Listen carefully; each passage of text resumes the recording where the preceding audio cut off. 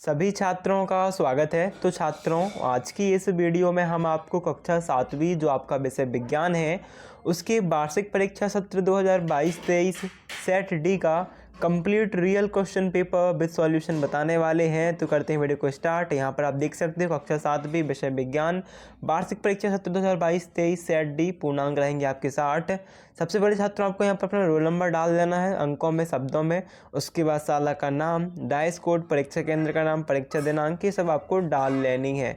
ठीक है, अभी हम देखते हैं इसके आगे। तो यहाँ से आपको कार्य प्रारंभ करना है। बहुविकल्पी प्रश्न है, 1 से लेकर 10 तक निर्देश है। इन प्रश्नों को पढ़कर नीचे दिए गए विकल्पों में सही विकल्प चुनकर लिखिए। यहाँ पर सेक्शन आपका आ है, यहाँ पर सेक्शन बा है। ठीक है, तो पहला है आपका आ, vitamin A, vitamin C, vitamin D. तो यहाँ पर छात्रों आपको जो पहला है आ, वसा, है ना, इसका राइट मैच आपको हो जाएगा किससे? वसा किसमें होता है? आपका घी तेल में, है ना। विटामिन ए जो है वो आपका किस में होता है? तो छात्रों विटामिन ए आपका गाजर में होता है। विटामिन सी की बात करें तो विटामिन सी आपका किस में होता है? आंवला में। और विटामिन डी सूर्य प्रकाश में होता है। मतलब आपका राइट आंसर यहाँ पर पहले में सी हो जाएगा। ठीक है, इसके बाद छात्रों नेक्स्ट क्वेश्चन है, कौन सा पदार्थ जल में पूर्णतः विलय है? तो ये क्वेश्चन आपको 70% देखने को मिल सकता है। यहाँ पर आपका देखो, मतलब पूर्णतः विलय मतलब पूरी तरह घुल जाता है। तो चीनी जो है वही आपकी जल में पूरी तरह घुल जाती है। चाय पत्ती, चॉक पाउडर ये नहीं घुलते हैं। ठीक है, नेक्स्ट क्वेश्चन है, उत्क्रमित किए जाने वाले परिवर्तन का उदाहरण है। उत्क्रमित मतलब पदार्थ जो दोनों तरफ हो जाए। मतलब कि जैसे कि आपका जल पिघल के बर्फ भी बन जाता है और फिर बर्फ पिघल के फिर से जल भी बन जाता है। मतलब अपनी पहली अवस्था से दूसरी अवस्था में भी आ जाता है और दूसरी अवस्था से पुनः पहली अवस्था में भी आ जाता है। तो यहाँ पर देखो, आपको जो पहला है, दूध से दही बना। एक बार दूध से दही बना तो पुनः दही नहीं बना सकते हैं। कली से फूल बना, एक बार फूल बना तो पुनः कली नहीं बना सकते हैं। एक बार आटा बना तो पुनः अनाज नहीं बना सकते हैं। बट एक बार आपका कपड़ा गीला हुआ तो हम फिर से सुखा सकते हैं और फिर से सूखा तो फिर से गीला कर सकते हैं। मतलब ये उत्क्रमित किया जा सकता है। तो आपका राइट आंसर क्या जाएगा यहाँ पर? बी, यानी गीले कपड़े से सूखे कपड़े तक। फोर्थ क्वेश्चन है, पर्वतीय प्रदेशों के वृक्षों के पत्ते होते हैं। तो ये छात्रों आपके सुई के आकार के होते हैं। ठीक है, पर्वतेज बहुत बड़े बड़े होते हैं पर्वत, उनके पत्ते जो हैं कैसे होते हैं? सुई के आकार के होते हैं। अगला प्रश्न है, हमारे परिवेश में होने वाले परिवर्तन जिनके प्रति हम अनुक्रिया करते हैं तो छात्रों उद्दीपन कहलाते हैं, है ना। तो उद्दीपन जैसे किसी गर्म चीज़ को छूते हो तो आप तुरंत वहाँ से हाथ हटा लेते हो, उसके बाद आपको गर्माहट का एहसास होता है, ये भी आपका उद्दीपन ही होता है। अगला प्रश्न है, सिलाई मशीन में सुई की गति करना निम्न में से किस गति का उदाहरण है? तो ये देखिए गति का उदाहरण है। छात्रों सबके सब क्वेश्चन जो है आपके मोस्ट इंपॉर्टेंट है, प्लस ये आपका पेपर 90% चांस रखता है कि सेम टू सेम आपको देखने को मिल जाए 5 अप्रैल को। छात्रों तो बहुत अच्छे से तैयार कर लीजिएगा संपूर्ण पेपर को, है ना। वीडियो को लाइक कर दीजिएगा अभी के अभी, चैनल को सब्सक्राइब करके जितने आपके फ्रेंड हैं सबकी हेल्प हो सबको वीडियो शेयर कर देना, है ना। अभी देखते हैं आपका नेक्स्ट क्वेश्चन क्या है। तो नेक्स्ट क्वेश्चन आपका है, दिए गए परिबंध में दोनों तारों के मध्य के किस वस्तु को रखने पर बल्ब जलेगा?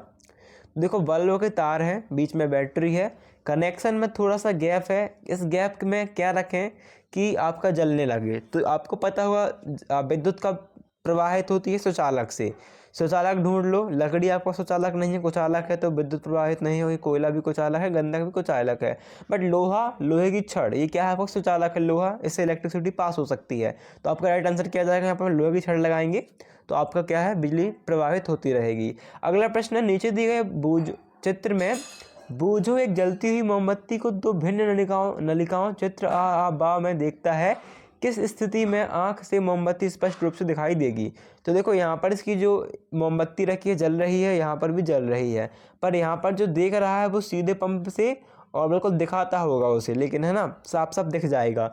लेकिन ये जो है यहाँ पर मुड़ी हुई है, तो जब वो देखेगा तो उसे इस वाला पोर्शन देखेगा, ये वाला पोर्शन देखेगा, ये वाला पोर्शन नहीं देखेगा, है ना।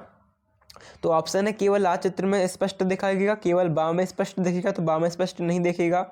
और बा दोनों में स्पष्ट दिखेगा तो नहीं, केवल आ में स्पष्ट दिखेगा। ये आपका राइट आंसर है। मतलब आपका जो केवल आ ये ऑप्शन है वो सही हो जाएगा, है ना। इस प्रकार छात्रों पर प्रश्न आएंगे तो आप दिमाग लगाइएगा, समझिएगा, सोचिएगा और अच्छे से आंसर कीजिएगा। अगले प्रश्न, दो चुंबकों के समान ध्रुवों को समीप लाने पर क्या होगा? तो प्लस प्लस ये समान ध्रुव हैं, इनको लाओगे आप तो क्या होंगे? प्रतिकर्षित होंगे। कैसे होंगे? दूर भागेंगे। माइनस माइनस को एक समान मान लाओगे तो ये दूर जाएंगे, और बल्कि प्लस माइनस को लाओगे तो साथ में आएंगे। बट समान ध्रुव में क्या होता है, सदैव प्रतिकर्षण होता है, आपका बी राइट हो जाएगा। अगला प्रश्न है, दो चुंबकों के समान ध्रुवों को समय बताने पर क्या होगा, ये हमने देख लिया। लंबाई का SI मात्रक क्या है, तो आपका SI मात्रक मीटर हो जाता है। ठीक है, अगला प्रश्न छात्रों, इसके बाद आपका 11वें से 20वें तक लघुत्तरीय प्रश्न निर्देश है, नीचे दिए गए प्रश्नों के उत्तर लिखिए। प्रश्न, शरीर में आयोडीन, लोह व कैल्शियम की कमी होने से कौन से रोग हो सकते हैं, प्रत्येक की कमी से होने वाले रोगों के नाम तथा इनकी कमी को पूरा करने के लिए आवश्यक स्रोत क्या है, लिखिए। तो देखो, शरीर में आयोडीन की कमी से घेंगा रोग होता है, सबको पता है, इसलिए नमक खाते हैं आपका आयोडीन वाला। लोहे की कमी से एनीमिया रोग होता है, और कैल्शियम की कमी से ऑस्टियोपेनिया हो सकता है। आवश्यक स्रोत क्या है, आपको यदि कैल्शियम चाहिए, लोह चाहिए, आयोडीन चाहिए, तो उसके लिए दूध खाएं, अंडा खाएं, मछली खाएं और पालक खाएं। ठीक है, इनमें ये तीनों चीज़ें भरपूर मात्रा में पाई जाती हैं। अगला क्वेश्चन है आपका, कठोर पदार्थ तथा कोमल पदार्थ किसे कहते हैं, दोनों के दो उदाहरण दीजिए। तो वे पदार्थ जिन्हें आसानी से संपीड़ित किया जा सकता है, मतलब तोड़ा जा सकता है, काटा जा सकता है ना, खींचा जा सकता है, संपीड़ित किया जा सकता है, वे कोमल पदार्थ हैं। और जिन्हें आसानी से नहीं किया जा सके, कठोर पदार्थ। यहाँ पर क्या है, जिससे आसानी से संपीड़ित नहीं किया जा सके, वो क्या है, कठोर पदार्थ। तो देखो, कठोर पदार्थ क्या हो जाएगा, लोहा, इसे हम आसानी से तोड़ नहीं सकते हैं, मोड़ नहीं सकते हैं, पत्थर हो जाएगा कठोर पदार्थ। और रुई, जिसे हम आसानी से तोड़ सकते हैं, मोड़ सकते हैं, मोम, है ना, ये कोमल पदार्थ में आ जाएंगे। अगला प्रश्न इसके बाद छात्रों आपका नेक्स्ट क्वेश्चन देख लेते हैं, क्या है आपका, बैलगाड़ी के पहिए तथा धातु की रेम को कैसे बढ़ाया जाता है। तो रेम को गर्म किया जाता है, क्योंकि क्या वो लोहे की होती है, तो उसे पिघला सकते हैं, गर्म करके हम बढ़ा सकते हैं, उसमें तन्यता का गुण होता है। तो रेम को गर्म किया जाता है, इससे उसमें पाकर रेम प्रसारित होती है, उसको आकार बढ़ जाता है और यह पहिए पर आसानी से चढ़ जाता है। तो ठंडे होने के साथ साथ रेम का आकार घटता है और वह पहिए को अच्छी तरह जकड़ लेता है। अगला प्रश्न है, घास स्थल में रहने वाले किन्हीं दो जीवों को उदाहरण देकर उन्हें परिस्थिति में रहने हेतु कौन कौन से उनमें परिलक्षित होते हैं, लिखिए। तो आपको पता है घास में कौन कौन से जीव होते हैं, आप देख सकते हो। आपकी देखो, घास स्थल में आपको घास स्थल में क्या, गाय मिल जाती है ना, चरती है तो वहीं पर रहती भी हैं। जंगल एरिया में शेर मिल जाते हैं आपको। और घास स्थल में बात करें तो आप लिख सकते हो, बहुत केंचुआ होता है ना। इस प्रकार से देखो, यहाँ पर हम बताते हैं आपको, घास के मैदान क्षेत्र में शाकाहारी जंतु, हिरण आदि तथा मांसाहारी जंतु, शेर, बाघ, चीता आदि रहते हैं। हिरण आदि जंतु को दौड़कर पकड़ने के लिए शेर, चीता आदि की तीव्र गति आवश्यकता होती है। ये आपको गुण हो जाएगा इसका। ठीक है, अगला प्रश्न है, उद्दीपन किसे कहते हैं। पौधों तथा जंतुओं में उद्दीपन के प्रति अनुक्रिया के कोई एक उदाहरण लिखिए। तो देखो, उद्दीपन बाह्य वातावरण में होने वाले परिवर्तनों के प्रति अनुक्रिया को उद्दीपन कहते हैं। मान लो बाह्य वातावरण में परिवर्तन कैसा, कि बाह्य वातावरण में आपका बरसात हो रही है, तो आपको अंदर भी क्या उसका अनुभव होगा। बाहर मौसम में यदि आपके ओले गिर रहे हैं, आपका बर्फ़ गिर रहा है, तो आपको अंदर ठंड लगेगी। बाहर यदि गर्मी है तो आपको अंदर भी गर्मी लगेगी, है ना। तो भाई आप परिवर्तन जो आपके शरीर के अंदर होते हैं, भाई आपके उद्दीपन है। और उद्दीपन के प्रति उसमें हम प्रकाश प्रतिक्रिया व्यक्त करते हैं। जबकि हम एक बैठी हुई चिड़िया की ओर कदम बढ़ाते हैं तो वह उड़ जाती है, तो वह जंतु में उद्दीपन हो गया, है ना। इतना तक आपका अपने में रहा। और जंतु की बात करें, जंतु जो आप देखते हो तो वो भी जंतु को उद्दीपन हो गया। हम आपको और ये समझाएं, जैसे कि आप गर्म पानी को छूते हो तो आप हटा लेते हो हाथ, ये भी आपका क्या है, उद्दीपन है ना। आपको मतलब कोई बंदूक चलाता है तो वो पीछे हटता है, आगे हटता है, तो ये भी सब उद्दीपन ही है आपका, है ना। अगला प्रश्न देखना चाहता हूँ, जो कि किसी चलती हुई साइकिल के पहिए तथा चलते हुए छत के पंखे की गतियों में समानताएं व असमानताएं लिखिए। देखो, यहाँ पर आपका है, किसी चलती साइकिल के पहिए चलते हुए छत के पंखे में गति समानता है, किंतु दोनों में घूर्णन गति है। जबकि असमानता यह है कि साइकिल का पहिया स्थानांतरण गति करता है और छत का पंखा स्थानांतरण गति नहीं करता है। मतलब साइकिल का पहिया गति करता है, आगे बढ़ता जाता है, स्थानांतरित होता जाता है, पर जो आपका सीलिंग का फैन है वो तो एक ही जगह घूमता है ना, वो कहीं और नहीं जाता है।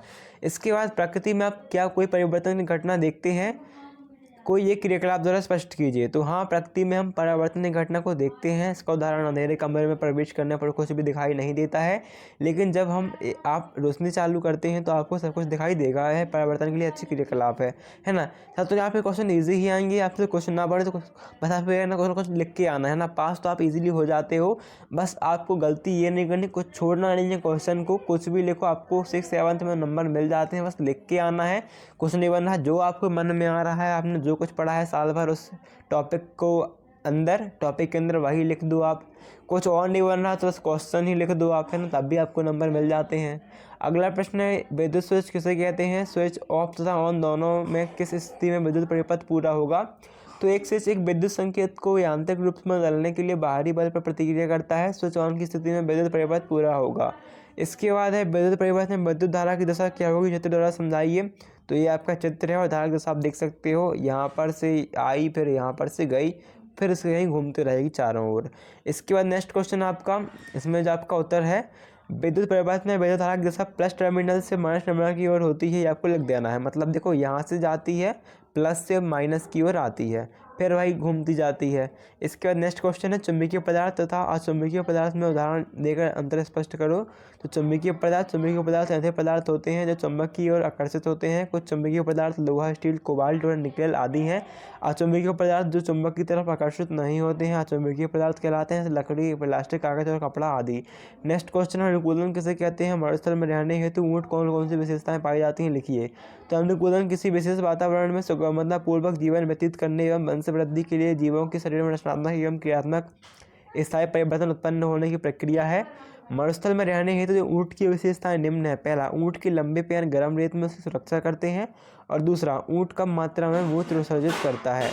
नेक्स्ट क्वेश्चन है इसके बाद नेक्स्ट क्वेश्चन है आपका, देखो इसमें एक पॉइंट और लिख सकते हो आप कि उसका गोबर शुष्क होता है, उसमें पसीना नहीं आता है। अगला प्रश्न है, मोमबत्ती जलना तथा मोम को गर्म करना दोनों परिवर्तनों को स्पष्ट कीजिए। तो मोमबत्ती का जलना रासायनिक व भौतिक दोनों ही प्रकार के परिवर्तन है, क्योंकि जो मोम जल चुका वह ऊष्मा व प्रकाश में परिवर्तित हो चुका है, उसे पुनः प्राप्त नहीं किया जा सकता। यह परिवर्तन स्थायी है, लेकिन जो मोम नीचे बच गया है उसका रासायनिक संगठन मोमबत्ती के समान है, परंतु मोम को गर्म करना मोम को पिघलाने की पूर्व सबसे प्रथम प्रक्रिया है। तो छात्रों ये आपका राइट आंसर है। आई होप आपको ये पेपर अच्छा लगा होगा। इंपॉर्टेंट मॉडल पेपर है, बहुत ज़्यादा चांस रहता है सेम टू सेम आने के, तो बहुत अच्छे से तैयार कर लेना। बिना तैयार एग्जाम देना भी मत जाना, है ना। अच्छे से तैयार करो, फिर एग्जाम देने जाओ। सब दोस्तों वीडियो शेयर करो व्हाट्सएप में, टेलीग्राम में, इंस्टाग्राम में, जहाँ पर भी आप शेयर करो तो सबकी हेल्प हो। मिलते हैं नेक्स्ट वीडियो पर, जब तक के लिए थैंक्स फॉर